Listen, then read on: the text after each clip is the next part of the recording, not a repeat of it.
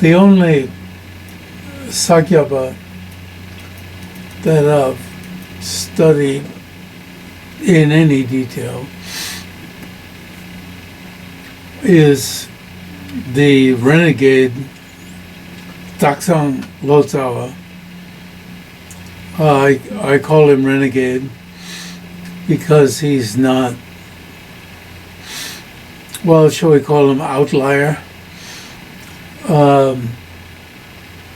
Not at the center of Sakya teachings.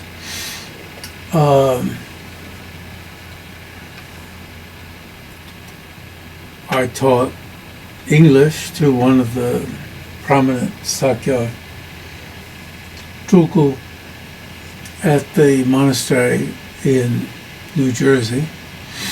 Monastery.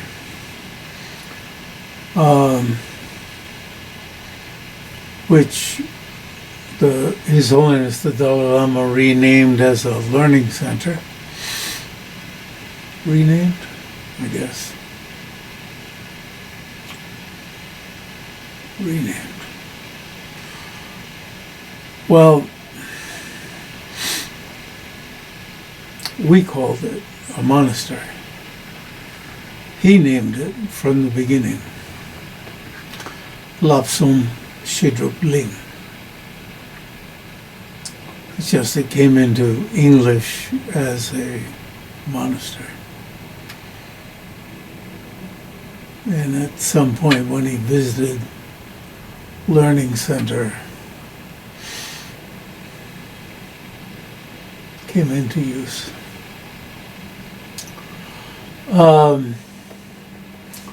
Lama Gunga out in Berkeley, Tartse.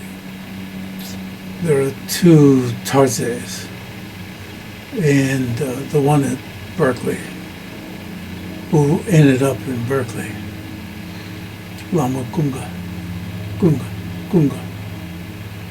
Rinpoche, was one of the 4 Tibetans who came to Geshe Wangyal's monastery. At about in the late 50s. Sachin Losang Gyatso and so forth, as well as those following the explanations for close disciples. Betsy had to unlock that Tibetan for me, explanations for close disciples, say that luminous, empty. Now, do you prefer non-apprehensive or non-apprehending?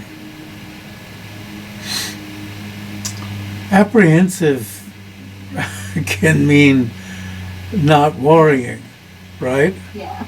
So it's quite popular among scholars, but since we want to be, right, want to be easily communicating, do you agree that non-apprehending is preferable? Non-apprehending awareness. So it's a consciousness. What is the final mode of reality, final mode of abiding, or final mode of subsistence? It's an awareness. It's not apprehending anything.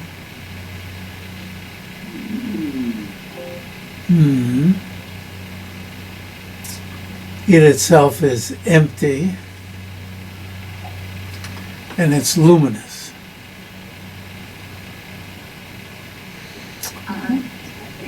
Usually we're taught that to be an awareness, it has to have an object.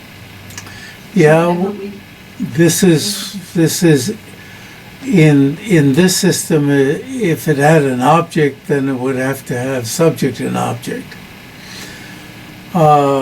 So similarly with the Shankar in non-dual Vedanta, It's the same opinion. If it's non-dual, then it can't have an object. It's beyond subject and object. But in Gelug,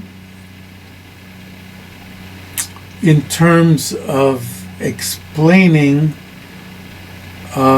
what indirect perception is beyond subject and object, in terms of explaining it, it directly realizes emptiness. So it does have subject and object.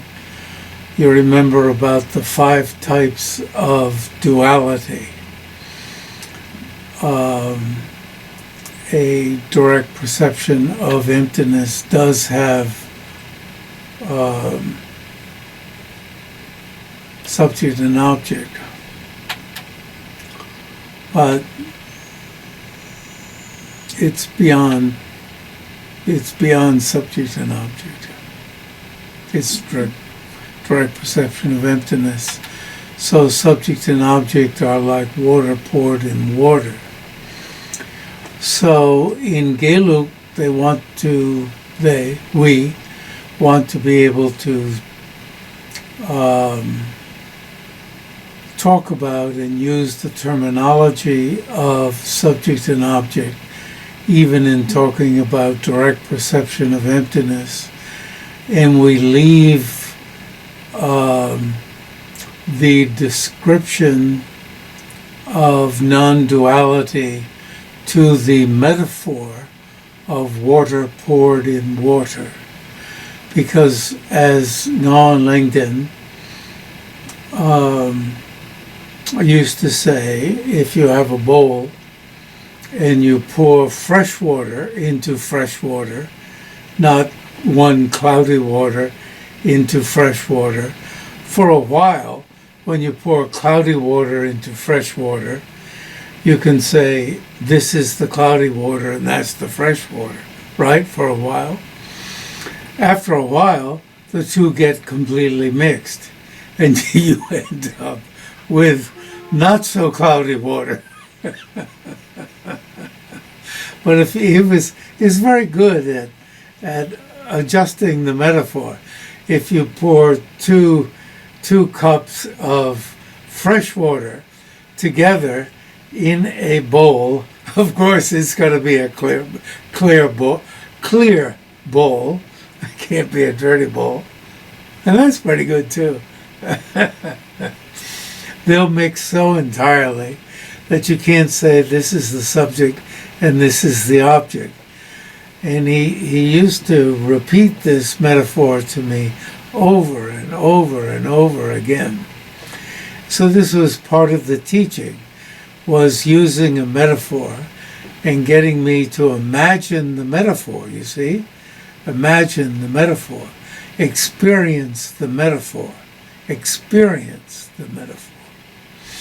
As a way to inculcate the psychological process. Experience the process. Imagine the process. Imagine the process. Similarly, when Gelugpas practice Tantra, and you can imagine that this happens in other sects also, if you haven't realized emptiness, then you imagine everything disappearing,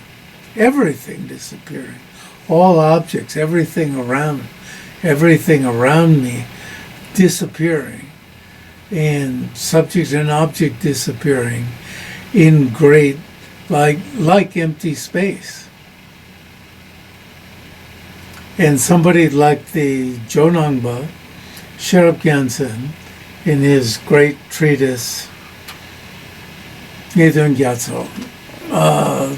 Ocean of Definitive Meaning, again and again, he uses the metaphor of space, getting one again and again and again, getting us to imagine empty, just space, empty space, that kind of empty, like empty cup, empty space, That kind of empty, nothing there. No trees, no forest. Shravasti is in lovely forest and open spaces and sky and so forth. But you wipe all that out, you dissolve all of that, and you imagine what it's like. And the meditators in Dharamsala, the Gelugpa meditators, put themselves way up when the Harvard team went up, when we went up, not because I'm from Harvard, but I, was in a sense hired, put on the team, and we had this fabulous money from the American Institute of Indian Studies. And Betsy and I, were taken up with the team, and, as, whatever, the go-betweens, translating. And the cabins are like, you can say, on these cliffs. They're pretty much cliffs. And if you go to the window, there's nothing there. And you see, that's to induce a sense of space. And as I did when I was in Quebec province and would go up on the top of which was almost a cliff, at Natalie's husband's, Tom Griffin's place, and go up and stare at the sky. Why do you do sky meditation? You fill yourself with space, sky. What's sky? It's empty sky. You don't say, oh, it's really great today. There's a lot of clouds, and I can stare at clouds. No, it's really great today. There are no clouds, and you stare at empty space. You're using your eye consciousness to get that sense of emptiness. You see, that kind of emptiness. Introducing the mind to absence, space, uncompounded and also you imagine when you learn about uncompounded space, the absence of obstructive contact. That's another kind of space. And you imagine that, which allows objects to be there. And you look in, you try to find with your mind this uncompounded space that allows objects to be there. Not celebrating the objects that are there, but celebrating, in a sense, that's my term, celebrating, I as a yogi, I'm not pretending I'm not, celebrating the absence of obstructing contact that makes it possible, if you, in looking with the mental consciousness for that, imbuing the mind in these various ways. And in Nying-ma, going into dark retreat, which I used to do as a child, go into these, my mother made these fabulous cupboards. Cupboards? Yeah, cupboards. Aren't they cupboards? They're also called cupboards, aren't they? You don't put cups in them. But little storage places that, I don't know if all of my brothers did this, but I would go into them and they were totally dark. And I would meditate in there and in the total darkness. And this is what I did in my room at Harvard. I turned it into a total darkness. And I won't go into the description of how I did it again. And stare with the eye consciousness into darkness, just darkness. Why? In order to induce for us, someone like me, dumbasses, who can't succeed, who need help, other kinds of help, to open the mind.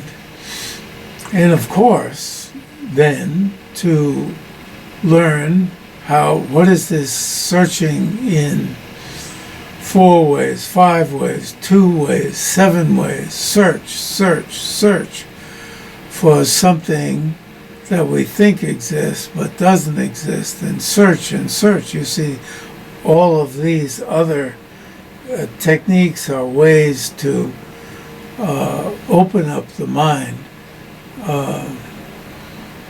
to this, people might call it nothingness. That's a joke. You can see it's a tangible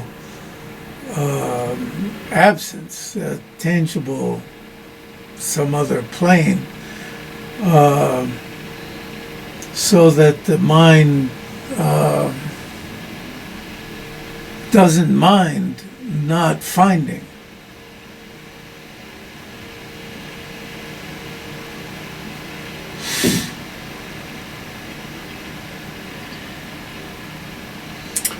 And for many, there's a luminosity when there's the non-finding. And for many, there's a luminosity in the darkness. And for many also, they're overwhelmed with the luminosity. And so in the Gelugpa tradition, there's a tremendous emphasis on the absence of this over-concreteness that we thought was there beforehand. So that we're not just overwhelmed by the luminosity, but we need to remember the over-concreteness that we are so overwhelmed by. So many, when they're meditating,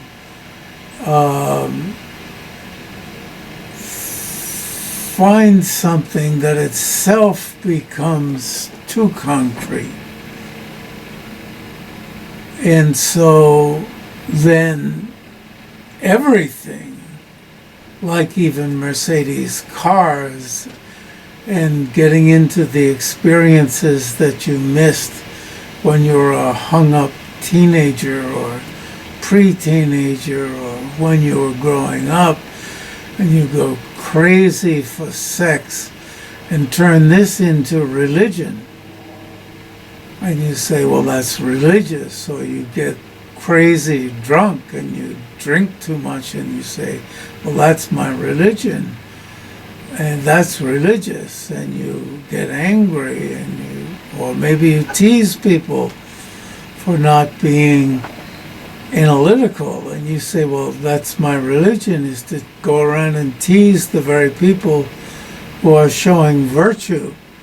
And you say, well, that's my religion. It's my job to tease people. And I'll find, with every one of you, I'll find something to tease you for, and that's my job. That's my religious job, to tease you, you jerks, and make everyone my subservient jerk, and discourage you in your proper path that I should have encouraged.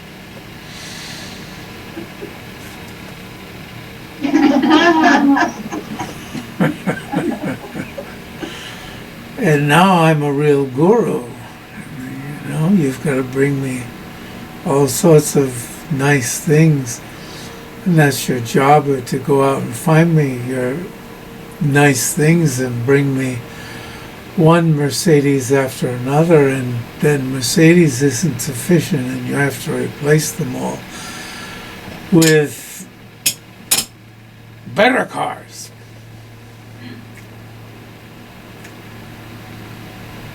and better homes. Ah! Right? So easy to do.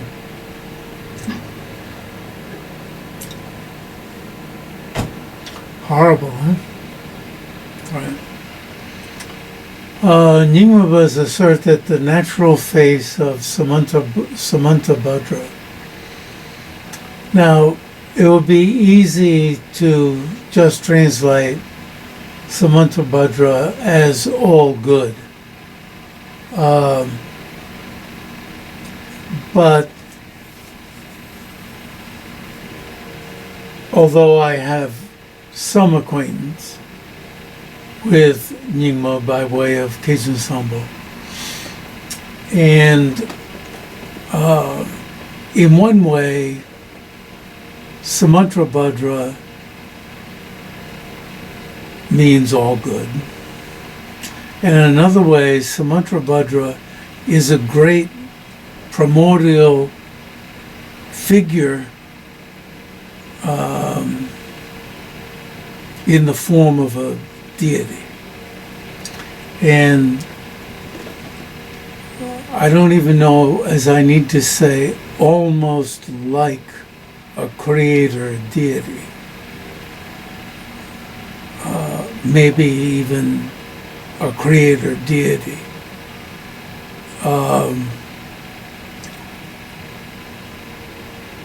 So early in time, well, way back. And it's good to be aware of this. I brought this up in a scholars meeting where some of the great, not Tibetans, but, I just wanted to freak them out.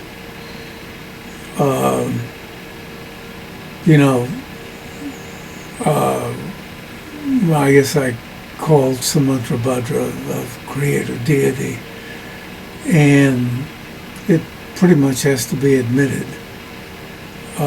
That is one meaning. And being non-Asians and being, this word Western, I don't like to use it, being Westerners, it's hard to face up that there's something like this I see I used like this in Nying-ma. But anyway, just to mention that. But anyway,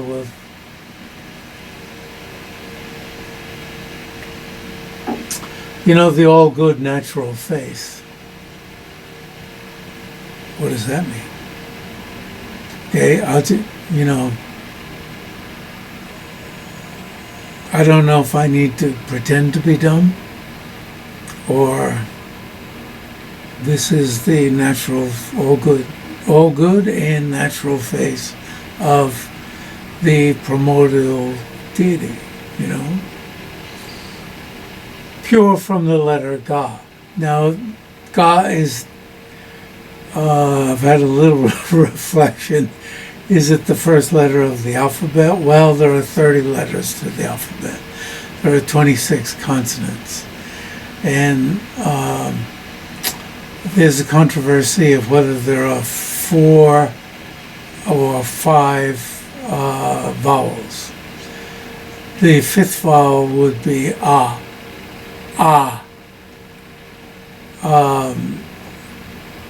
Iu, A, O, Shi are the four vowels, and there's A. A would be the 5th vowel. Does the 4 vowels enter the consonants? And some say the 5th vowel is already in the consonants, are in the 26 consonants. So, and therefore we can mouth the consonants. Ka, ka, ka, na. Okay? Otherwise you couldn't mouth them.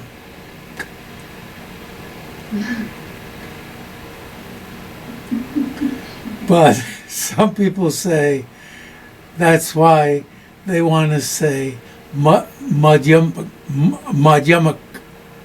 You see, but you say madhyamak. You say madhyamak. Rather than you dumb Westerners who say madhyamaka. Well, you say madhyamaka. They want to say madhyamak. But k is mouthed. You can hear k. Madhyamak. Madhyamak. Madhyamak. You can hear it. So there's discussion. And that syllable is counted in Sanskrit as, when you count syllables, there's a certain number of syllables in verses. You count it. Madhyamak. You count it. So, anyway, this is some of the controversies. So they accuse us of being, because we say madhyamaka, and we give it a little bit more ka. They say we don't know how to pronounce Sanskrit. And we say, you don't know how to count syllables. Okay. This is sort of trivia being added. Pure from the letter ka. And I noticed one of the translators, and I'm not faulting them by any way, alpha and omega in Greek. So they use the Greek. You see? Pure from the letter omega. Right? One of the famous translators from the letter alpha and omega. Omega must be the last letter of the Greek alphabet. As I've told you, I didn't take Greek long enough to get to the last letter. I left after the first class. But then, Jeffrey, is this term the same in Sanskrit? The same meaning the word for pure and then the first letter of the alphabet? Kata.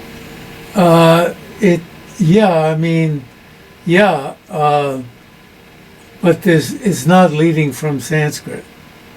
This is written by a Tibetan. But But is it in popular use in Sanskrit texts? I guess. Not that I know of. No. Okay. But my knowledge is limited. And I added the word letter. Gane takpa in Tibetan. Gane takpa. Gatak. When it's shortened, it's gatak. But the long version of it is Gane takpa. It's not Gayikne takpa. But I added letter. I could put that in brackets. But that makes it too cumbersome. And indeed, the alphabet, if one asks a Tibetan, the alphabet begins with Ga. Such that the qualities of a Buddha are primordially complete in reality. That's the final mode of subsistence. So in Gelug, what's the final mode of subsistence? It's emptiness. And when you meditate on it, so why is, as I've said many times, why is it called Dharmata? So Dharmata, which people want to preserve and not translate, as if that has its mystery. And when you translate it as element of attributes, element, that means like one of the elements that produces How can you call it productive? Productive of the attributes of a Buddha, of the qualities of the attributes. How could it be? Why? Because meditating on emptiness produces the meditation produces the attributes of a Buddha. Now that turns this very mysterious dharmata into just so emptiness is like an element.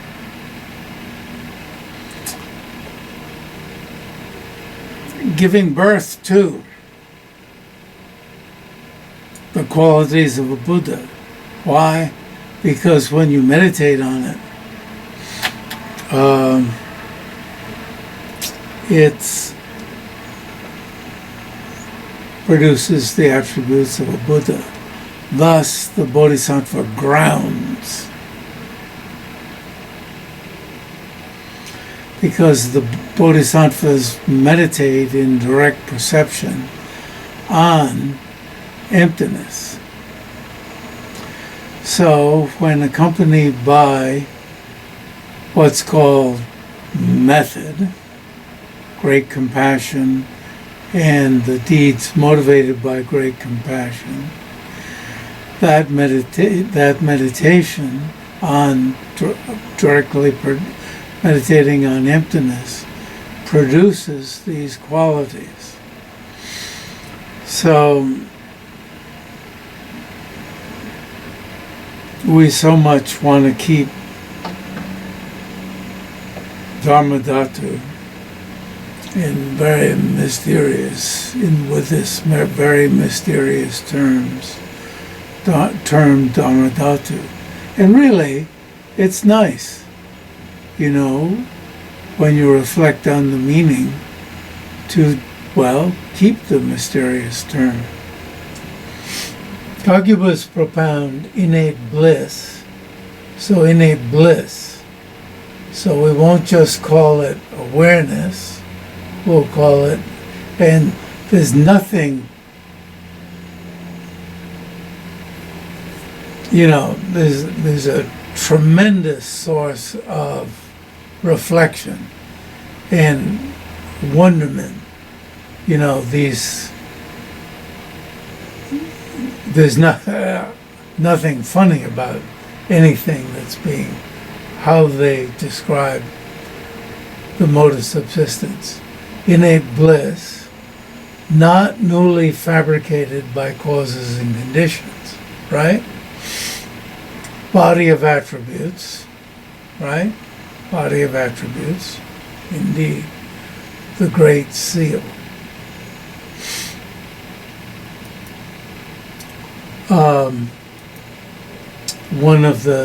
One of my students went on, who never finished his thesis but wanted to work on the Ka-gyu Great Seal. Wow, I have often great difficulty bringing up. It takes me time. The Drug-pa Kagyu master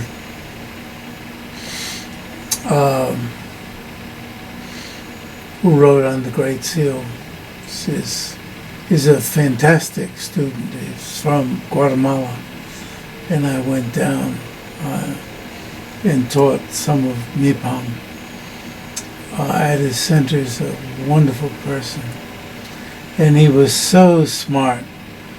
By the time he came to our graduate program, he was the one graduate student who said, I'm going to come to all of your courses, graduate and undergraduate. The early students, they all did that. And he was the one at his time who came to all of my courses. And he said, I need all of this. And I couldn't have ordered I couldn't have convinced by any connivery any of the other new graduate students to do that. And he was smart enough to know that he needed to come to all of them. is a terrific guy. And I went to his, more than once, to his center. He's a great teacher also in Guatemala. And great oral translator, I could tell. Great leader. When we went to, one of the times he called me, and we went to their great tourist city that's kept in its old form. And we're in it's a little bit off of the main town. And I went up to the roof, and volcanoes spewed out when I went up to the roof. I told you about that. I was the only one to witness the volcano spewing out. And of course, wondering if it was going to come over. It was quite nearby to where we were.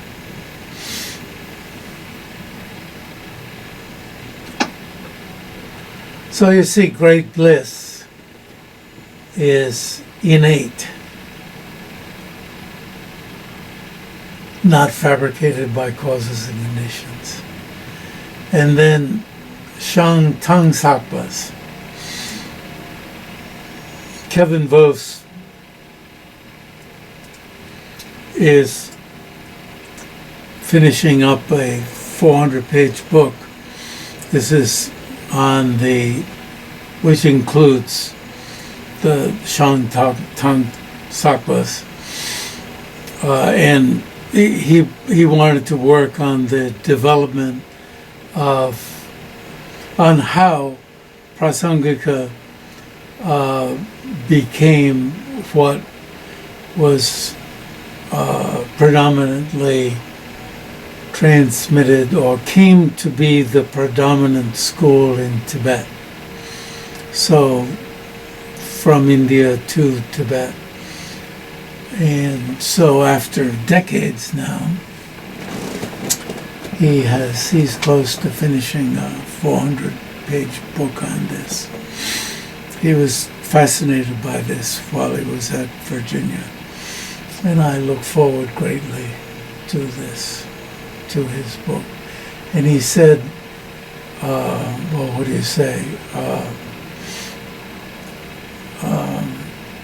Jang-kya calls Thang-sag himself hard-headed.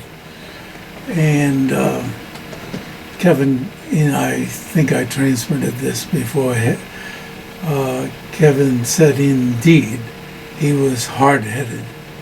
He just wanted to say not exists, not exists. He is hard-headed about that. You know, not exists, not exists. All phenomena are not existent and also are not non-existent. That's all I want to say about the final mode of subsistence. But of course, I looked it up this morning, and there's Thang-sag commentary, it appears, on Chandrakirti's clear words. And so forth includes the Jo-nang's propounding emptiness as truly established. You know, what really exists, truly established, it seems when you come down to it, what isn't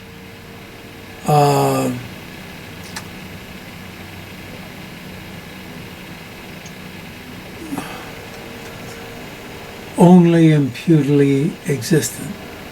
What isn't only imputedly existent?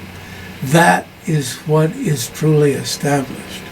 You know, if you just look at it kind of from the outside, non-Gelugpa way of looking at things, what's truly established? That would be other emptiness. So even things as a Buddha sees them, they are truly established. So other emptiness would be truly established. And all things as the Buddha sees them are truly established. And thus all things are permanent. As John Sheba says, the mistake that a lot of Buddhists made, or when you just sort of look at it, the first noble truth is all compounded things are impermanent. So, as one Jo-nang said, impermanent means bad, permanent means good. So if Buddha sees it, it's good. He made a joke about his own system. And it's a big clue about reading Jo-nang. He was really self-reflective about Jo-nang. It was really beautiful. So permanent gets to mean good. And if you look at, all compounded things are impermanent. Oh, impermanent means bad. Whereas in Gelug,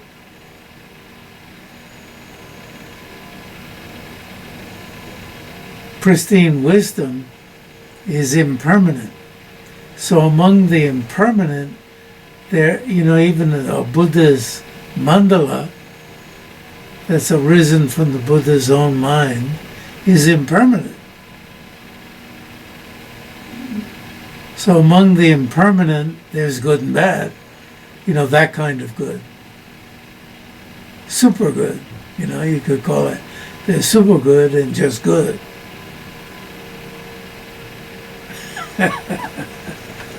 So Gelug was able to make that distinction. And so things can be validly established in Gelug and be bad. Shit is bad. The coronavirus is bad, but it's validly established. You want to avoid it. The 10 non-virtues are bad, but they're validly established.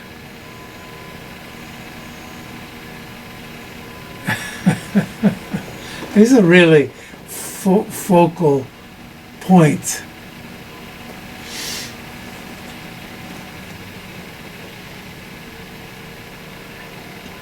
Jeffrey? Yes.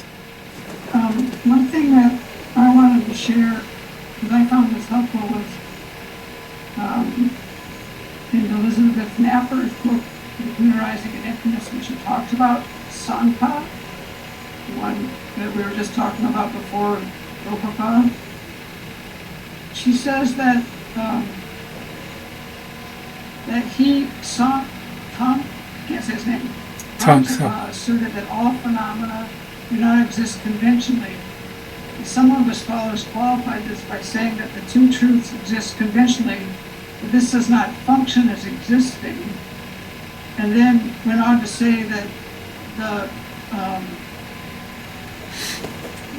that Sankapos reasoned that proponents of true existence and those Tibetans whom he feels negate too much could be considered to be similar in that both deny the compatibility of dependent arising from emptiness, although they draw different conclusions from that incompatibility. So that's a lot that I've said there, but basically it kind of it was nice that it tied together this whole issue of kind of how the two truths are divided and why they had trouble with it. They couldn't deal with the compatibility of dependent arising and emptiness. They just couldn't deal with it, so they had to come up with they had to, when they divided things differently, that's how they, what they were dividing and how they were doing it. This is why it came down this way. That's very helpful. Would you send that around to all of us? Yeah, I'll take my quotes from, it's much better if you read the original quotes. They're from your guy who's wrote Two Truths and Meditation on Emptiness. Well, actually, that part's from Meditation on Emptiness, but then there's a part from Elizabeth Napper, I think. Anyway, I'll just send this around for people to read. Yeah, it's from all three books. Good. To Nice. me, it puts it all together, because when you taught us this topic before, I was kind of like, well, what's the big deal about how they divide this? I mean, because I couldn't quite get it to sink in as to why this really was happening. And it seems like if you really can understand that topic well, then you could see where everybody fell off wrong when they were on that course and they flipped off, or when they're on the couch and going to one side or the other, like it's all different saying.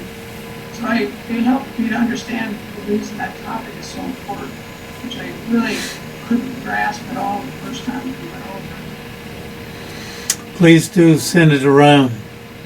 Okay. And you have tied the very beginning of today's meeting in a bow at the end.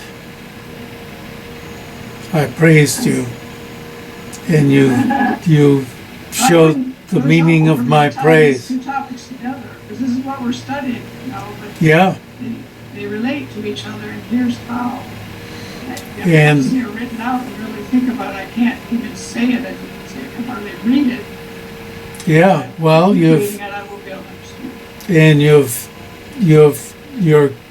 and you're tying this also to what Jang-kya is going to say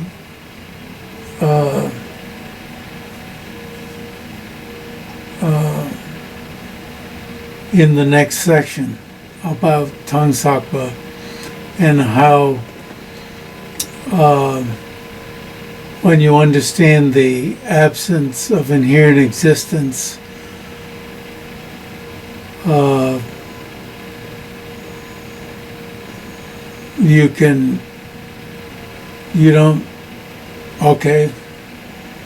how knowing the absence of inherent existence will allow you not to get into these problems, which is just what you're saying. So you see, you're performing the function I was praising you for. Thank you. See you next time.